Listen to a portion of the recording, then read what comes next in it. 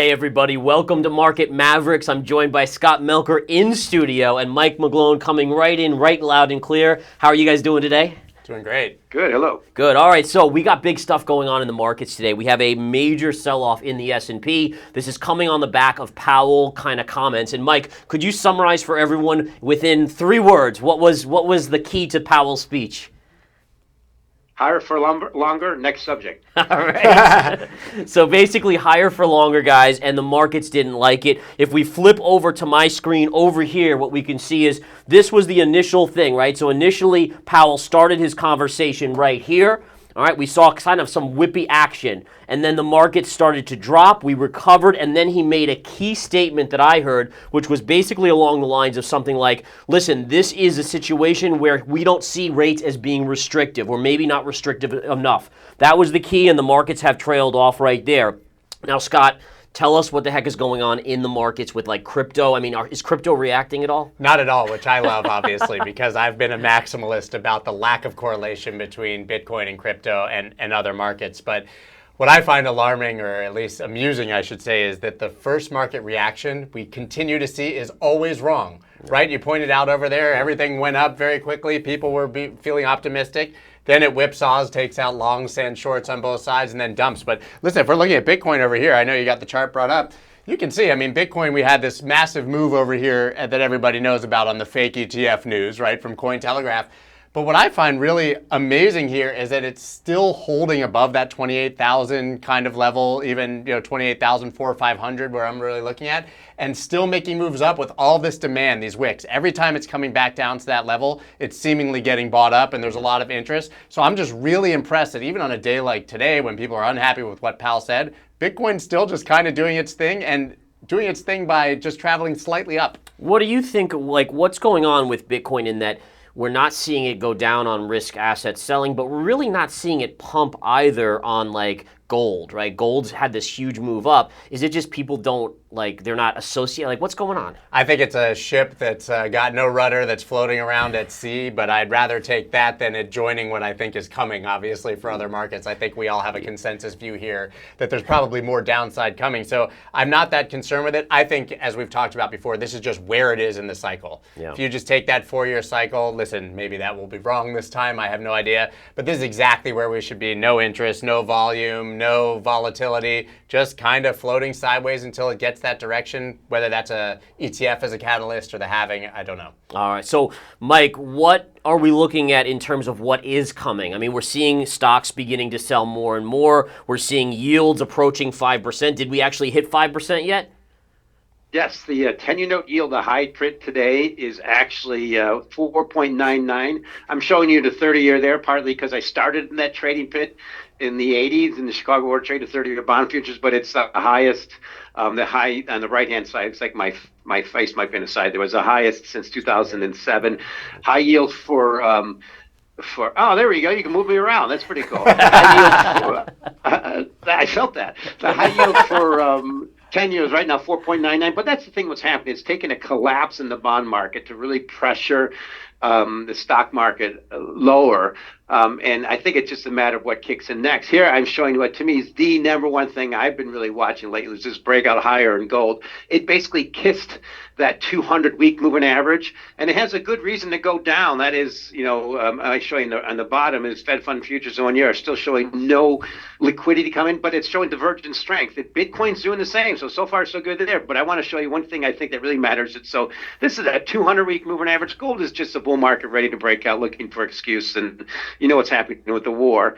But here I like to show what's happening with S&P 500. This little kiss of the 200-day moving average, it should be a hug. At least. I mean, you just don't bottom with one little kiss. Typically, market takes a hug. Like when it bottomed at the 200-day here, it beat on it forever, it hugged it, and then finally went above it.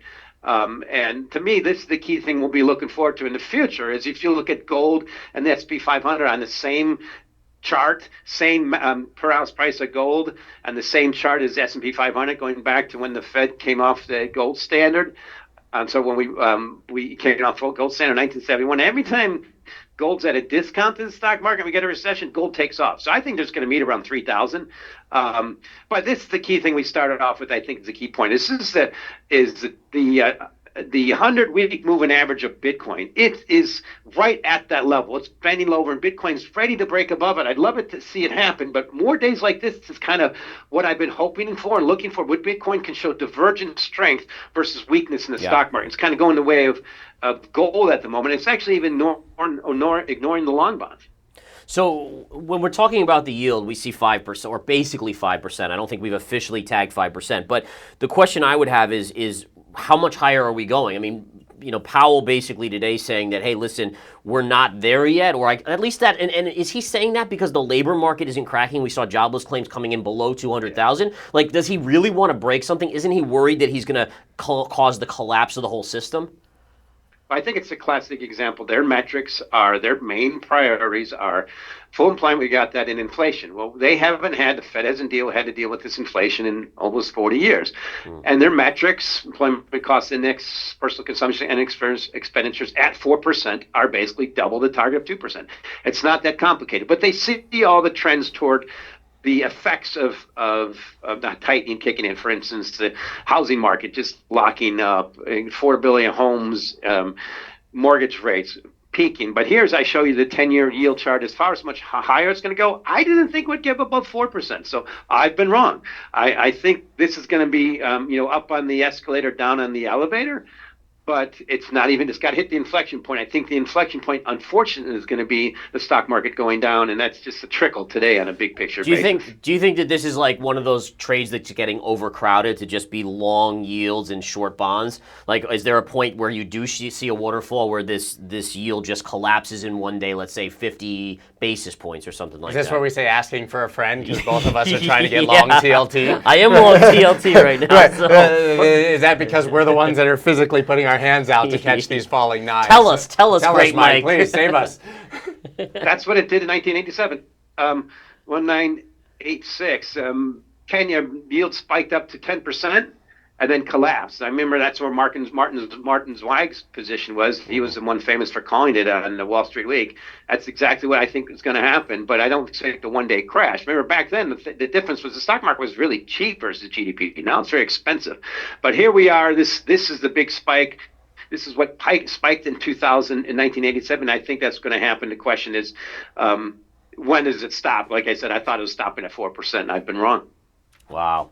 All right, so let's bring it back to where to invest right now. Where do we go? Mike, I'm assuming you're going to say gold. You're going to say Bitcoin? I would say it's a good time to dollar cost average into Bitcoin, but I would say if you're looking for something more immediate, I think it's very obvious to be bullish on gold for all the reasons that Mike pointed out and that we've had. It's interesting. I've been asking people with the context of the war starting, whether that will escalate or not. I'm not a geopolitical expert, but what happens in a time of war?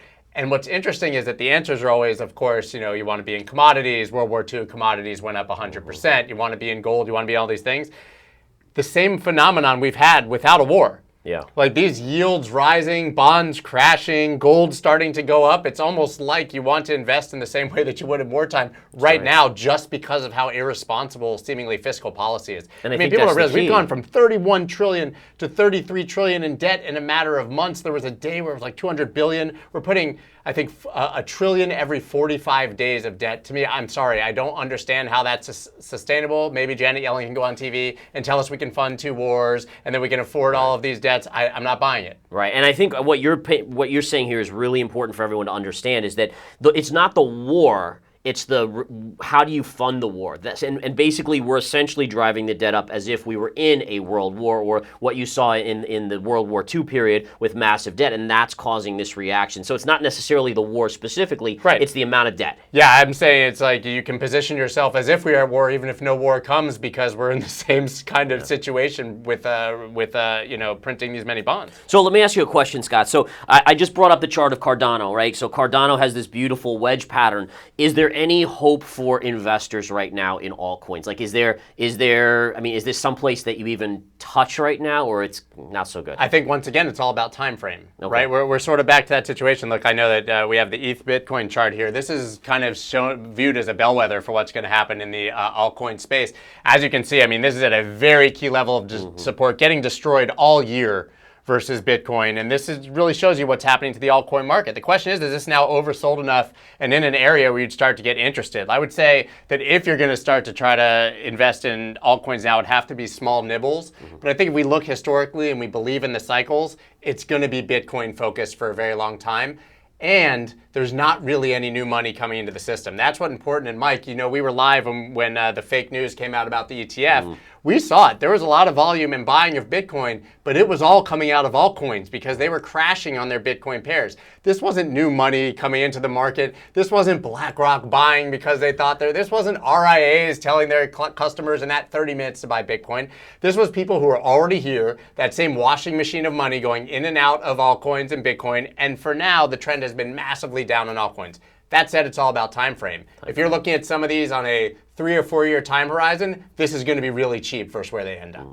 Wow. So essentially, and let me just flip back to that Cardano chart. So at least if we zoom out on the bigger time frame, right? Let's go to the monthly Matic chart. There, but that's probably same a good kind of example. deal, right? Yeah, I appreciate that. Welcome to the party. I got that one up too. Yeah. So yeah, I mean, basically we're now trading on Matic all the way back to levels not seen since, what is that, 2021, 2022, and you have this thing. So as a technician, and I'll just throw my 2 cents in here, what I'm looking for is you have this trend line. You could even stretch it up here, right? Down-sloping trend line. If Matic can get above that level, that starts to be a breakout. If, on the other hand, we take out this low level right here, you then become vulnerable to moving back down to that double bottom down there, which on the chart with Ethereum, you kind of have the same thing. You're just off of that absolute low from 2022. Right. And that would be the same sort of situation. So all right, so let's go back to gold, right? Does gold just continue to rip here? I'm looking at a level. Let me just bring up my trend line here on this. We have this little pivot top area right here, and gold is getting really close. It's around 1985. And if we just look at this here, right, so we have this pivot point, and I think this to me looks a little extended. Not that it can't continue to go eventually, but you probably start to expect some sort of check back before the next breakout. So you're looking at 1985. But I think the biggest thing is this. People were panicking when you had 9 straight down days in gold. I still remember vividly because people were like, oh, you're an idiot, Gareth. You don't know what you're talking about. Look at gold dropping. And then look at the reversal. When you get a reversal that quickly that wipes out a big drop down, that is really bullish. Whether you check back here or you check back here, this chart, I would say 8 to 9 times out of 10 is heading higher. Mike, where are we looking for in 2024? For gold, like where would be a general? I know I'm not going to hold you to it. Don't worry. But like, what are you thinking in gold in 2024? I like the feature of this chart. If you can move my head over, I'll move it a little bit. I think the target for gold is to hit 1-to-1 versus the S&P 500. It's not complicated. It's what it's always done in history, going back 50 years at least. And that's why I see my goal, I think a normal recessionary reversion in the S&P 500 towards 3,000. Not a big deal. That's where it was right before COVID broke out.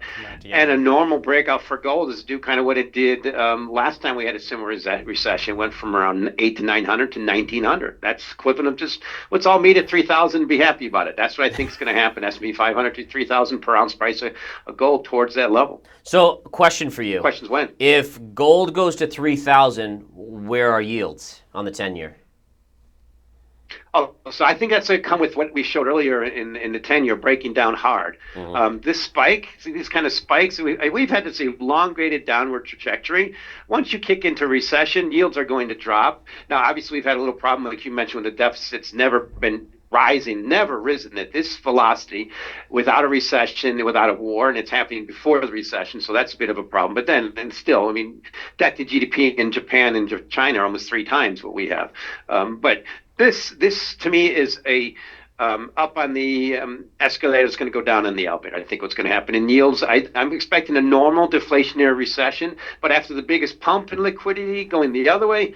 So that to me is my scenario. Bonds doing very well, gold doing very well, and if Bitcoin can hold up and do great, that would be wonderful. That's kind of where your high velocity, high performance trade, if we can get that to kick in.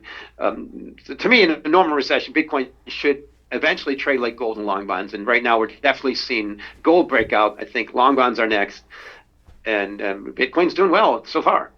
All right, so But the stock market's supposed to go down in recession. yeah, and I'm just watching the S&P right now, and we're getting closer and closer to the lows of the day. It looks like it wants to be kind of an end-of-day sell as we're in the final 45 minutes. Now, we did see earnings yesterday. We saw Tesla earnings coming out.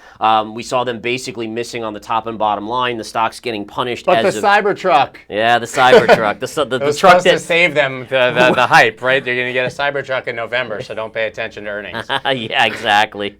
But I think that one of the things to keep in mind, if you're looking at the chart here of Tesla, take a look at the wedge pattern that broke down. And what I find fascinating about this is that it actually, and let me get rid of those lines here, but it actually broke down yesterday, which gave us a little heads up on those earnings announcements that came after the bell, right? You have this long wedge pattern kind of continuing to hit all these levels and all the way down here. And yesterday we closed just a hair below it, and look at where it's selling today. I will say this, short term you have support around 214, but this is a big breakdown. This is a big wedge pattern. The bigger the wedge, the bigger the breakdown. That's usually the way it is, right? Or breakout if it happens to be a breakout. And so, yeah, you could get a little check back here, but ultimately my guess is Tesla's still heading down.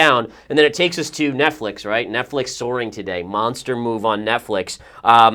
Again, I don't know if I personally don't think it'll last personally. I think that, if we do see the economy going in the way that Mike is talking about, that we're all kind of fearing it will go, raising prices, that's what they're doing. They just keep hiking prices, which, by the way, is the opposite of what Tesla's doing. So it seems like Netflix has the right plan right now, but the question, right, short term, right? Yeah, short-term plan, and if we really go into a recession and people can't afford things, the first things they're cutting are their newly hired Netflix subscription and other things like it. So I think that's more of a short-term plan for them, and I think that, like you said, when that's absorbed by the market, first move is usually wrong, and we'll probably see it drop when people realize this isn't new customers, this isn't new money. This is just gouging your existing customers for more. It is, absolutely. Now, I will say this. So if we go to the S&P 500 chart, and I want to throw this to Mike, is, as we enter, we're in the fourth quarter, we're nearing November now, the year has flown by.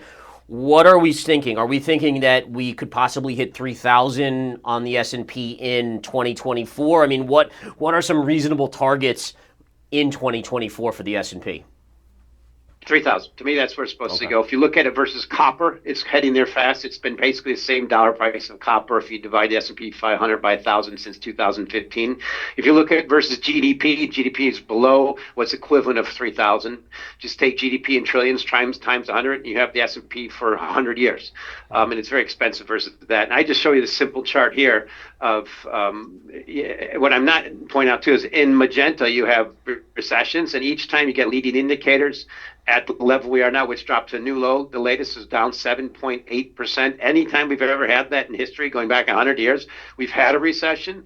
Now, yes, it's been on and off again, and that's what my point is. This is going to be look back in history of the on and off get recession. We suckered everybody into believing it wasn't there, and then the dump is going to be just that bad. And to me, that's what gold's sniffing out. And the fact that bond yields are still spiking is just making things worse.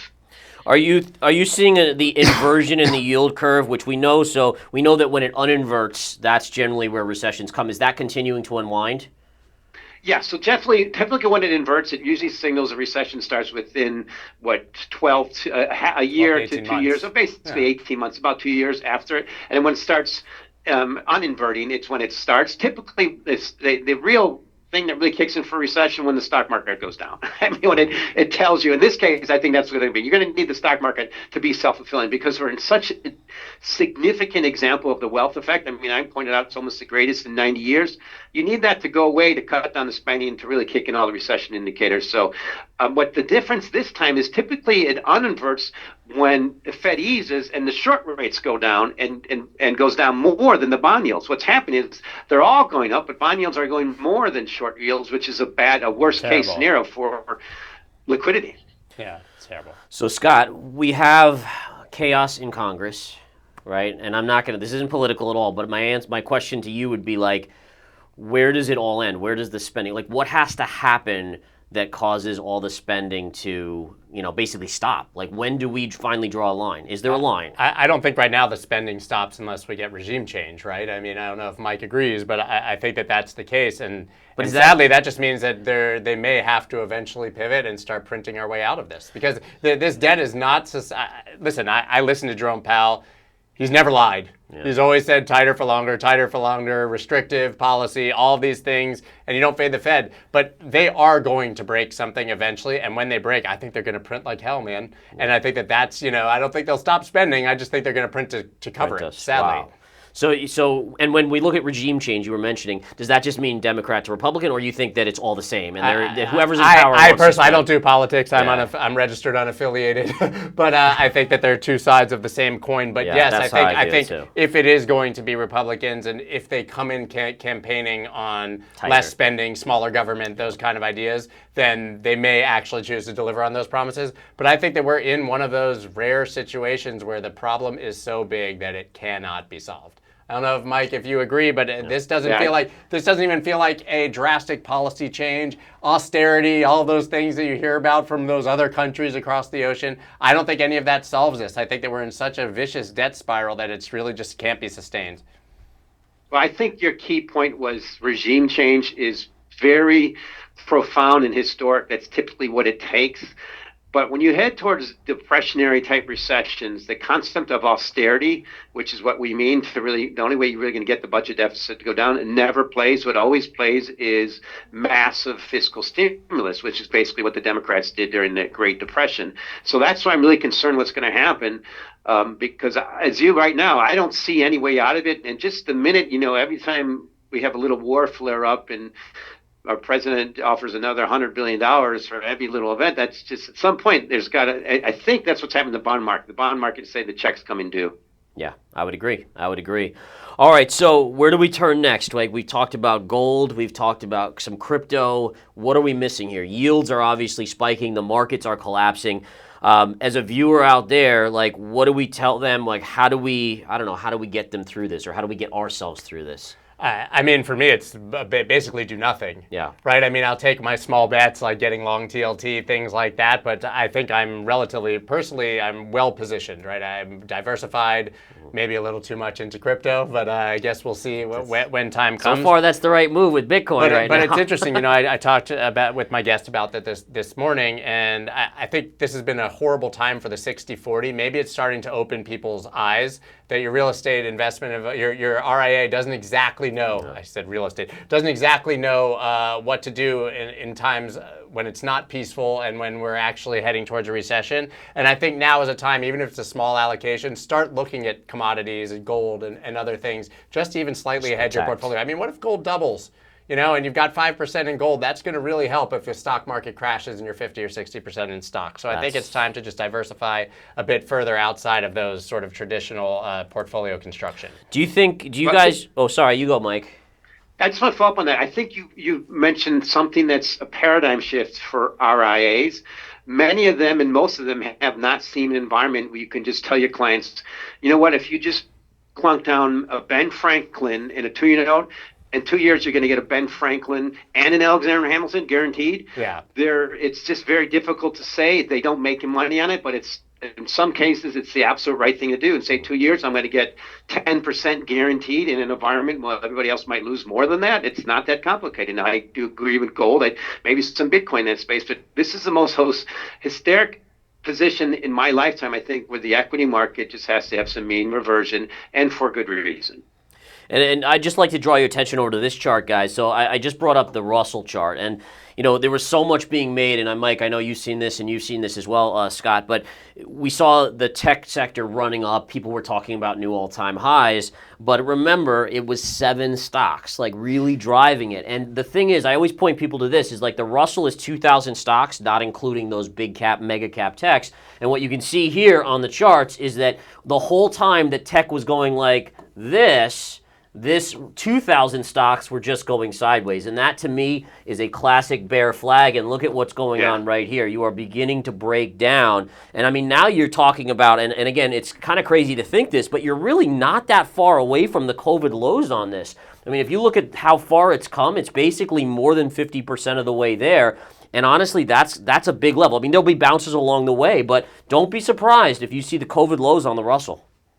Gareth, can I piggyback on that? See this chart there? Mm-hmm. That is the Russell in the in blue and the Bloomberg Galaxy Crypto Index in white. I mean, they're the same chart. It's unfortunate. That's why I look at broad cryptos. You look at the Russell. And what's the key thing to remember about Russell? It needs liquidity. It's small caps. And also small caps typically mean they can't just go to the broad markets and borrow. They have to go to banks. Credit's retracting. And the key thing I see about your bear flag is that putting the fundamentals in, what stops that trajectory? The Fed has said, we're going to be higher for longer. So typically it's going to take a lower plateau, and markets telling us we're nowhere near that lower plateau yet. Do you think the Apples, the Amazons, all these companies are going to be reporting in the next couple of weeks? Are we still looking at way overvalued names like that? That's going to be confusing how it happens. But the lesson I've learned in bear markets, and I think it's going to be the worst one of my life, is everybody can lose money in bear markets. That's the truth. That's the truth.